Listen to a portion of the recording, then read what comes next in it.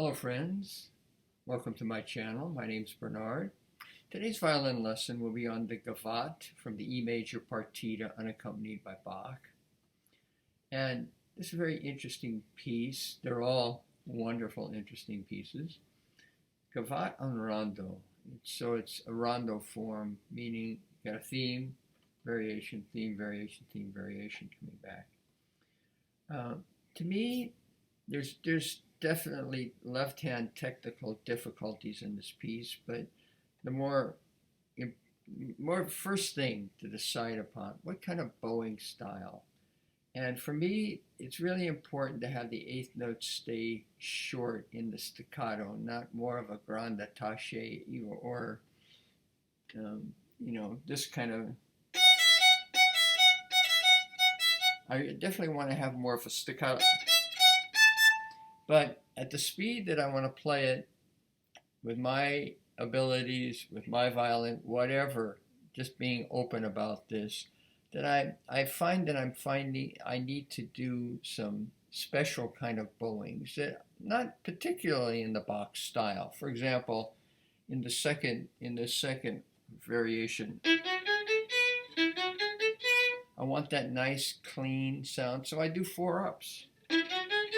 That's not necessarily Bach style. Maybe it would be more down, up, or up, down, separate bows. So I find myself throughout the piece occasionally doing multiple bows, and as in what we would call an up-bow staccato style. So right at the get-go, it's very interesting how Bach did this. He doesn't start on the downbeat. It's the anacrusis to give this sort of a lift. So you notice on my first bowings I play, and of course the quarters are also short. It's not nothing like that. So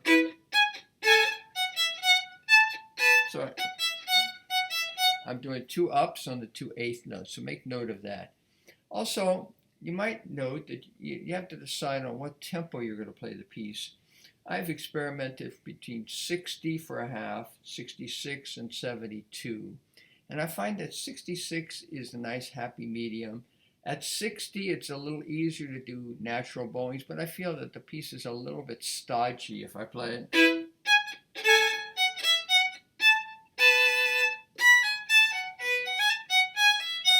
It's a little too slow, even though it makes the bowings a little bit easier. All right, so let's assume I'm going to play this at 66. You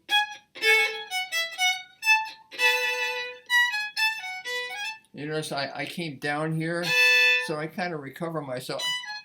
I do 2 ups. This is a way that you can learn to use this technique yourself. Whenever you feel like you have to change your bowing in one place, but to make it work out at the other end, wherever that other end is, you find a place that's convenient to 2 bows the other direction. Let's say you've done an extra down bow, then you want to find an extra up bow. So I end up on the second bar down bow, then I just do 2 ups.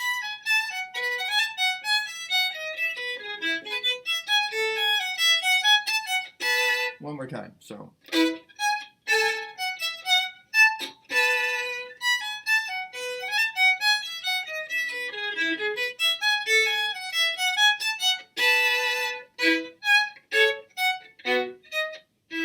Same thing here. I played up, up. Okay, and then of course that Gavotte, that tune would be repeated. Now we go to the next section. I'm going to do the same thing, up, up, and then a hook again. See there, I took 2 ups, so I'm going to do 2 downs.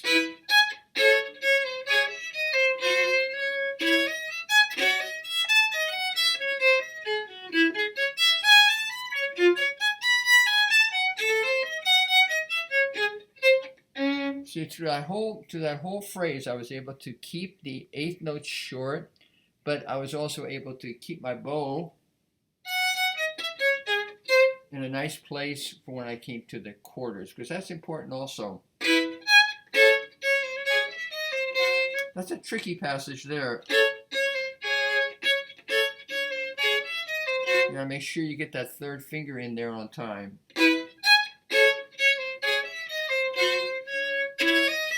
Now here I play 2, 3, 4, and then on the second one in bar 11, I find that the open is more convenient and comfortable for my third finger instead of having to do that move. I mean, it can be done, but I just opted the first phrase 4, now open, and then back to a 4. And you notice I play the open there. And I'm bridging. I'm doing all kinds of bridges on the G sharp. Just have to be aware of all those little details. It becomes quite natural. It's not like it's a big problem to remember all this stuff again.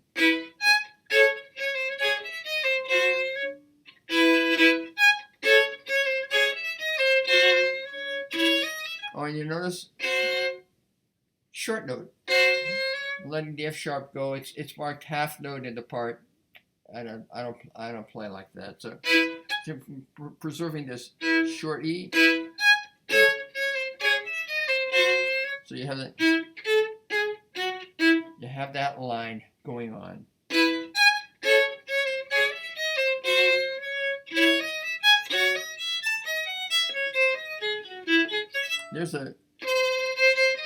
Make sure you bridge.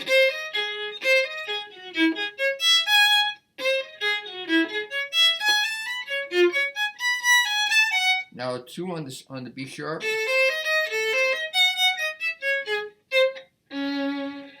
Okay. Now we go back to the theme. Start up, up.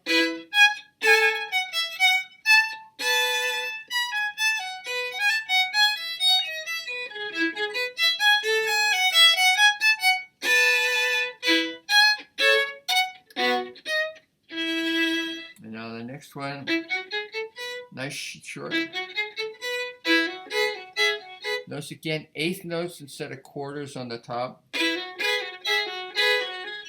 And I'll let that half note be quite short also.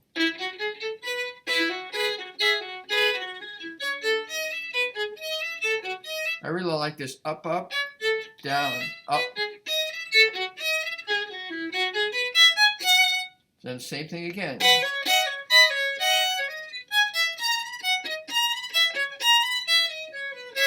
Now on this one at 32, the original has, but I like to preserve that as 4 note because we're about to go into a. You notice there in 33 it's 4 notes slurred, so I just started a bar early. It just feels better to me. I'll play it back a little bit. See, we've got the 4 notes there too.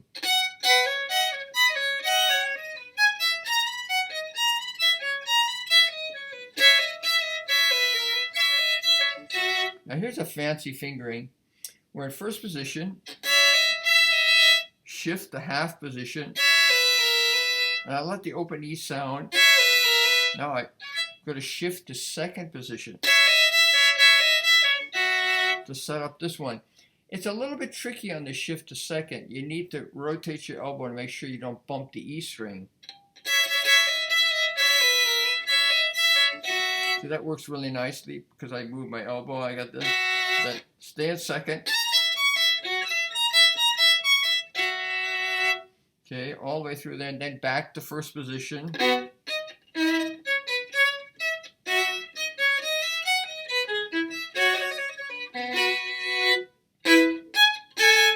and that one worked out pretty well. Dropping the F sharp, letting it be a shorter note.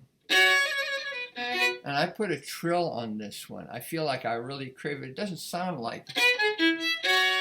It feels like something is missing on that. Okay, so I'll go ahead now.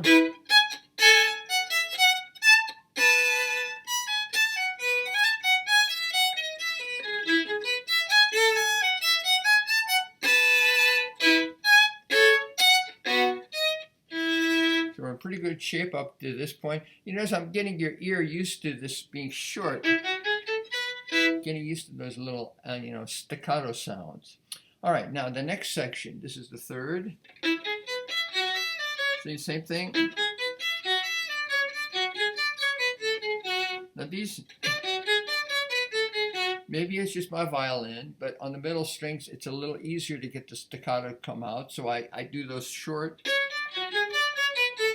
except for the last three, so I get myself, I want to make sure I'm in a good place in the bow for that slur. And of course, it's not slurred in the music, but I really just feel it. You know, you got to just sometimes do things that you feel. Here's a slur. That's in the music. So I do that. One more time.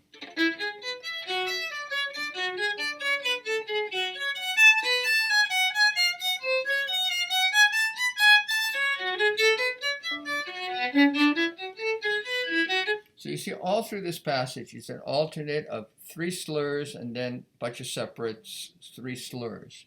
One more time.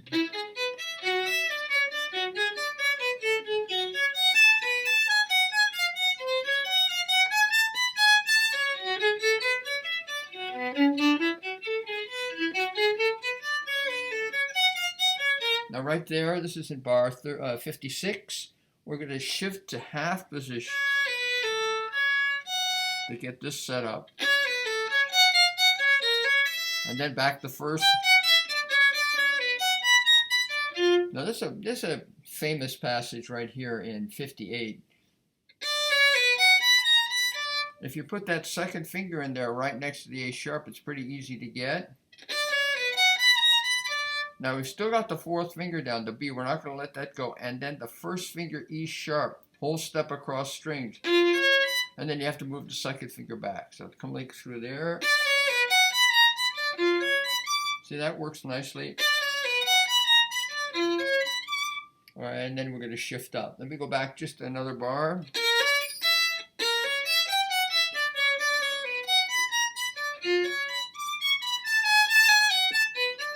All right, so we're in good shape there. We're coming on the E sharp.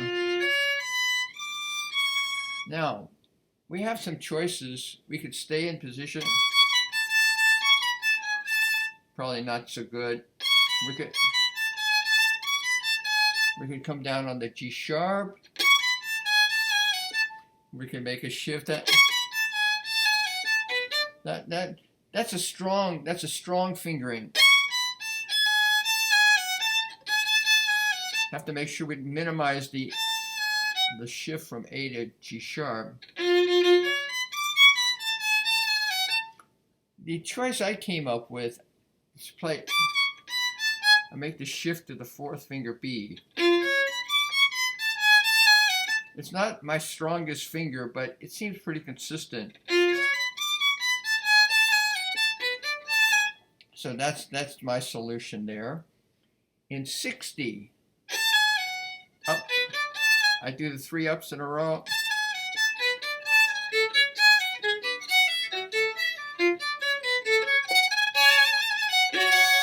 And there again, same thing. I do a trill right at the end, and I drop the bottom note. So I have this phrasing I did up in 27, 8, 9, 30. Starting in 30, when I played up there, and this is going to be the same down here in 60. So I play.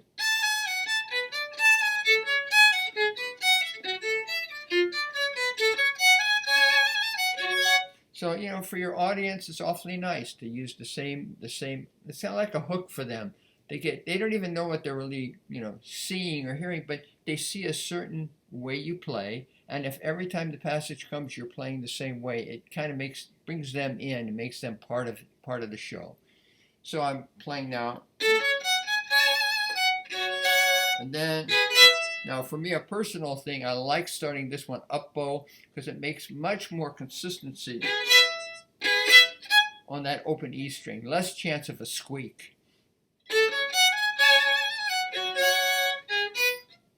There it went. I touched my finger.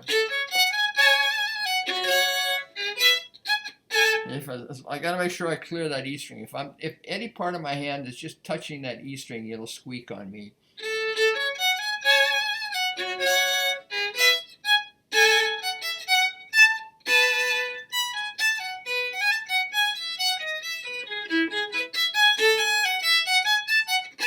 This morning, for some reason, I'm having problems being real consistent with that open E there. Maybe I'll change it. See, if I play a fourth finger, then I'll be totally consistent. And you can do that also.